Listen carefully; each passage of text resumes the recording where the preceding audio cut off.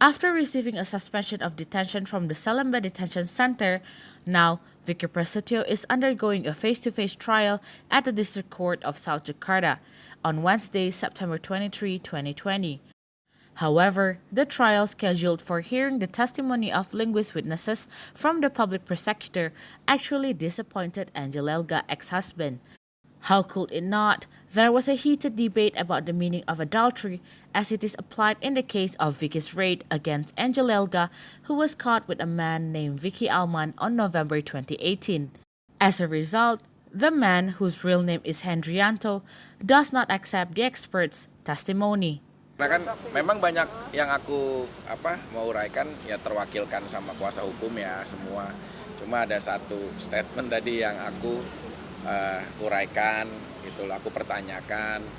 Terus di saat aku menyampaikan aku jadi kayak flashback ingat kejadian, makanya disampaikan dengan mungkin perasaan yang seperti apa sampai agak terbata dikit di dalam bicaranya gitu loh. Cuma aku menyampaikan tadi aja gitu loh bahwa ya di dalam aku sebagai berkeyakinan muslim, selain kita mematuhi ataupun berkedudukan di atas peraturan dunia atau hukum positif negara, aku juga punya aturan ketuhanan yang aku benar-benar tegakkan di dalam hukum syariahnya gitu loh. Sesuai tadi surat An-Nisa ayat 34 bahwa sebaik-baiknya wanita yang soleha adalah ia yang taat kepada Allah, bertakwa dan menjaga dirinya saat suaminya tidak ada. Jadi aku tuh hanya berpatokan dari situ, terus juga dari kategori tiga jenis perzinahan. Ada tadi aku bilang ada muhsan, ada ghairi muhsan dan juga ada zina alaman.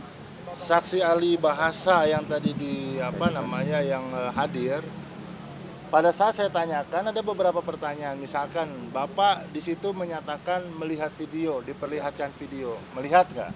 Jawabnya tidak. Kemudian dilihatkan SP3, dilihat nggak? Tidak.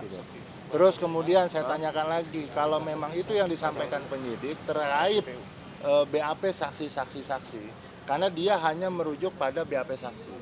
Nah, ketika saya tanyakan, kalau ternyata konteks hari ini saksi tidak ada yang mengatakan hal demikian, tidak ada yang bilang botakin. Dari kemarin kita nggak ada yang melihat, ada nggak yang botakin, nggak ada. Terus kemudian ada nggak disuruh telanjangin? Kita tanya satu, tidak ada. Yang mendengar itu tidak ada. Yang melihat siapa yang mengucapkan fikih juga tidak ada. Wartawan ada 2 yang sudah diperiksa menyatakan tidak tahu. Terus kemudian Pak RT, Bu RT menyatakan juga tidak tahu. Begitu juga dengan tersangka, pelapor. Mereka hanya Vicky Aman pun tidak melihat Vicky mengucapkan kalimat apapun.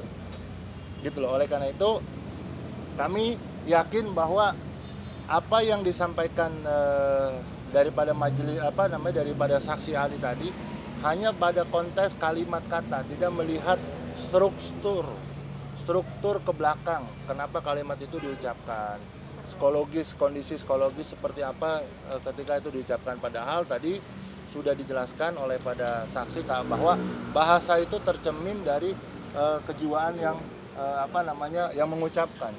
Ketika saya tanyakan, tadi dia sempat ragu.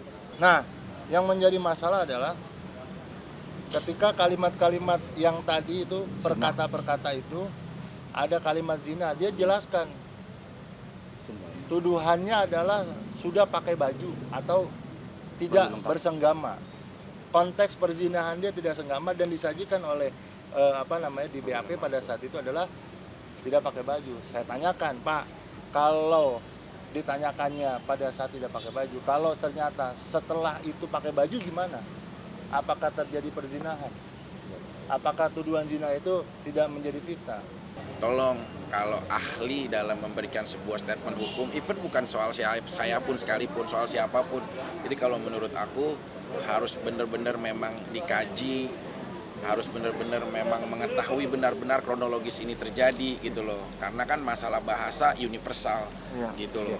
Semua orang punya identitas masing-masing dan penafsiran tersendiri soal bahasa gitu loh. Jadi saran aku tadi sama ahli, ya aku sih hanya mensejajarkan sama kayak tadi, arti kata perzinahan tuh nggak selalu tentang bersenggama kalau menurut pengetahuan saya, apapun ya kayak tadi aku bilang ada zina muhsan, zina ghairi muhsan, ada zina alaman, berbagai macam bagian gitu loh.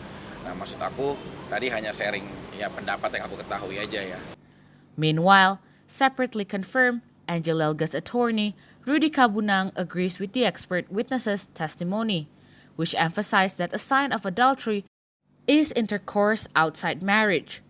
His behalf also emphasizes that the allegation of adultery accused by Vicky Prasetyo has no strong evidence. Saksi ahli mengatakan bahwa makna dari perzinahan adalah perbuatan bersenggama yang dilakukan oleh pria dan wanita yang tidak ada ikatan perkawinan. Itu makna dari kata perzinahan. Sedangkan di balik perkara ini ada perkara di mana Angel dilaporkan tentang perzinahan, itu sudah di SP3.